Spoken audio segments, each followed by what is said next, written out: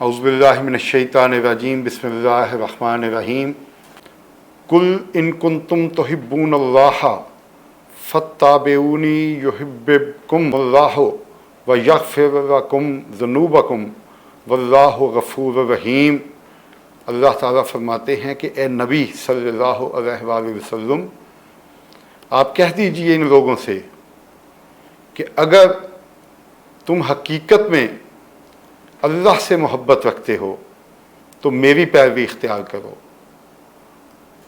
फिर क्या होगा कि फिर अल्लाह तुमसे मोहब्बत करेगा और तुम्हारी ख़ताओं को माफ़ फरमा देगा। वो बड़ा माफ़ करने वाला और रहम करने वाला है।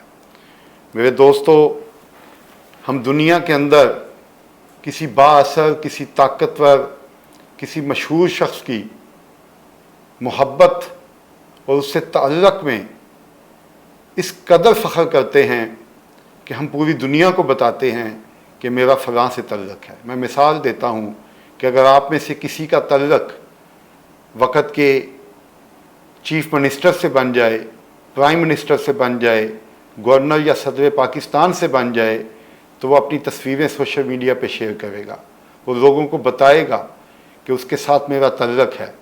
लेकिन ये दुनिया तो बहुत छोटी है और फ़ानी है। इस कायनात का असल मालिक और असल शहनशाह अल्लाह ताला की ज़ात है। हम क्यों ना चाहें कि हम अल्लाह ताला की मोहब्बत के हिसाब में आ जाएं। अल्लाह हमसे मोहब्बत करें, हम उससे मोहब्बत करें और हम फ़ख्र से बता सकें कि अल्लाह हमसे मोहब्बत करता है और हम अल्लाह से मोहब्बत करते हैं। तो अल्लाह ताला ने इस आया मुबारक में मोमिनों को ये कहलवाया है, ख़ुद नबी अकरम सल्लल्लाहु अलैहि वसल्लम की ज़ुबान अक़दस से कि या रसूलल्लाह, इनको कह दें कि अगर ये मुझसे मोहब्बत करते हैं तो इनको चाहिए कि आपकी इत्तबा करें, अल्लाह के अहकामात को अपनाएं, अपनी ज़ाती ज़िंदगी के अंदर, अपनी इज्तमाई ज़िंदगी के अंदर, अपने रियासत के कानून के तौर पर, अपने घरों के असूल के तौर पर, अपनी ज़िंदगी के अंदर अल्लाह के नबी सल्लल्लाहु अलैहि वसल्लम की जो हदायत है, उनके अहकामात हैं, उनको मनो अन तस्लीम कर लें।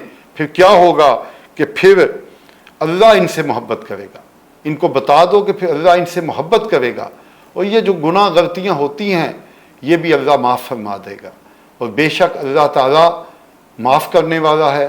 अल्लाह ताला गुनाहों को माफ़ करता है और बंदों पे रहम फरमाता है। और ख़ास तौर पर जब अल्लाह हमसे मोहब्बत करेगा, बेशक हम अल्लाह से मोहब्बत का हक़ तो अदा ही नहीं कर सकते, लेकिन अल्लाह ताला की मोहब्बत में कितने मज़े हैं। दुनिया के अंदर भी कामयाबी, आखिरत के अंदर भी कामयाबी। आप जो चाहें दुनिया के अंदर वो आपके कदमों में आ जाए, जो चाहें वो आपको दुनिया में मिल जाए, आपको दुनिया की इज्जत भी मिल जाए और आखिरत की कामयाबी भी मिल जाए। यहाँ दुनिया के अंदर आपका सबसे बड़े शहनशाह के साथ तल्लुक़ कायम हो जाए, और तल्लुक़ भी ऐसा वैसा नहीं, तल्लुक़ भी मोहब्बत का, जो ख़ुद कुरान में अल्लाह ने फरमाया। तो हम क्यों ना चाहें कि हम अल्लाह की मोहब्बत हासिल करके रहें। और अल्लाह की मोहब्बत को हासिल करने का इस आया मुबारक में अल्लाह ने जो तरीक़ा बताया है वो यही है कि अल्लाह के रसूल सल्लल्लाहु अलैहि वसल्लम की पैरवी करो, उनकी इत्तबा करो, उनके कवानीन को, उनके अहकामात को, उनके निज़ाम को अपना लो। इंशाअल्लाह ताला हम अहद करते हैं कि हम अपनी ज़ाती ज़िंदगियों के अंदर भी और इस मुल्क के कानून के तौर पर भी इंशाअल्लाह ताला अल्लाह के नबी सल्लल्लाहु अलैहि वसल्लम के निज़ाम को अपनाएंगे। उसी में हमारी कामयाबी है। अल्लाह का निज़ाम, अल्लाह के नबी का निज़ाम हमें क्या कहता है? वो कहता है कि सूद को छोड़ दो। आज बजट आ रहा है और बजट का 50% हिस्सा सूद की अदायगी के लिए मुख्तस किया गया है। और वो जो सूद की अदायगी के लिए मुख्तस किया गया है, ये सिर्फ पाकिस्तान के बैंकों को जो कर्ज पे सूद देना है उसकी लिए है। जो गैर मुल्की कर्ज़ों पे सूद देना है वो इसके अलावा है। तो हमारे मुल्क का आधा बजट, हमारी आधी आमदन, हमारा आधा टैक्स की दी हुई रकम सूदखोरों की जेबों में चली जाती है। क्यों कि पिछले 75 सालों में हमारे मुल्क पे मुसल्लत हुक्मरानों ने हमेशा सूदी निज़ाम को जारी सारी रखा। जमात इस्लामी ने 32 साल सूद के ख़िलाफ़ अदालतों में जंग लड़ी और पिछले साल 26 रमज़ानुल मुबारक को हमारे हक़ में फ़ैसला आया। लेकिन आज भी बदकिस्मती से इस मुल्क में 21% शरह सूद है, जो कि दुनिया में सबसे ज़्यादा इस वक्त शरह सूद है। और हमारे गरीब कौम के वसाइल किनको दे दिए जाते हैं? सूदखोरों की तिजोरियों में चले जाते हैं। अगर हम इस मुल्क के अंदर अल्लाह के नबी सल्लल्लाहु अलैहि वसल्लम का निज़ाम रहेंगे तो ये 7,000 अरब रुपए की रकम जो सूद के लिए मुख्तस है, जो कम अज़ कम पाकिस्तान के बैंकों को जानी है, वो तो खुद हमारे हुक्मरानों के हाथ में है। अगर वही हम बचा लें तो अगर हम पाकिस्तान की 24 करोड़ लोगों को पूरे साल के लिए गंदम मुफ्त दे दें तो उसका खर्च 2,300 अरब रुपए है, जबकि सूद के लिए 7,000 अरब रुपए है। अगर हम पाकिस्तान में 5 अरब की लागत से हर साल 100 यूनिवर्सिटी भी बनाएं, 5 साल में 500 यूनिवर्सिटी बनाएं, हर साल 100 यूनिवर्सिटी के लिए हमें सिर्फ 500 अरब रुपया चाहिए। अगर हम 50,000 मालियत के सोलर पैनल पाकिस्तान के 2 करोड़ ख़ानदानों को लगा के दे दें ताकि वो कम से कम 200 यूनिट बिजली जो है उनके लिए मुफ्त हो जाए, तो उसका खर्च सिर्फ 1,000 अरब रुपये है। अगर हम 10 लाख तलबा को सालाना 1 लाख रुपये तालीमी वजीफ़ा दे दें कि वो बड़े प्राइवेट कॉलेज और यूनिवर्सिटीज़ में पढ़ें, लेकिन आला तालीम के लिए 10 लाख नौजवानों को अगर 1-1 लाख रुपया सालाना वजीफ़ा भी दे दें तो उसका टोटल खर्च सिर्फ 100 अरब है।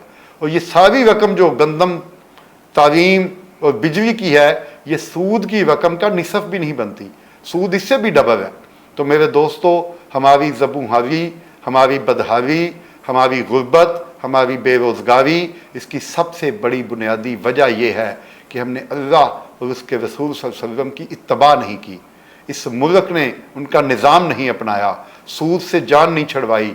हमने हमेशा करप्ट और ज़ालिम और वफ़ादारियाँ बदलने वाले लोगों को अपना हुक्मरान बनाया है।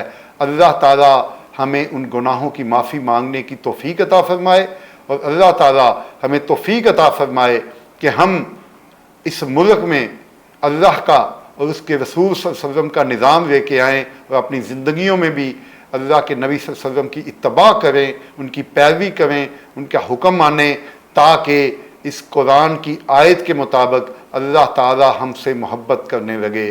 और जब अल्लाह हमसे मोहब्बत करेगा तो फिर हमें किसी किस्म का कोई रंज नहीं होगा, किसी किस्म की तकलीफ़ नहीं होगी, किसी किस्म का दुख नहीं होगा। हमारी ज़िंदगी भी कामयाब, हमारी आखिरत भी कामयाब। जज़ाकल्लाह खैर। अस्सलामु अलैकुम।